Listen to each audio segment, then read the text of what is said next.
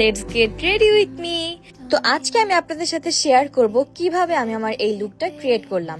So ফার্স্টে আমি আমার স্কিনটাকে প্রেপ করে নিচ্ছি ময়শ্চারাইজার, সানস্ক্রিন এন্ড প্রাইমার দিয়ে। তো সবকিছু অ্যাপ্লাই করা হয়ে গেলে আমি জাস্ট একটু ওয়েট করব এগুলো সেট হওয়ার জন্য। এন্ড দেন ফার্স্টে আমি দিয়ে নিচ্ছি একটা স্টিক ফাউন্ডেশন। তারপরে এখানে আমি একটা লিকুইড ফাউন্ডেশন অ্যাপ্লাই করে নিলাম এন্ড দেন আমি অ্যাপ্লাই করছি কনসিলার। তো এইদিকে কনসিলার সেট হতে হতে আমি ভাবলাম আমার ব্রঞ্জিংটাও আমি করে ফেলি। সো এইদিকে আমি ব্রঞ্জার অ্যাপ্লাই করে ফেললাম এন্ড দেন সুন্দর করে এটা ব্লেন্ড করে ফেললাম। এখন আমি আমার কনসিলারটা সেট করে নিচ্ছি আর এরপর আমি দিয়ে দিব ব্লাশ।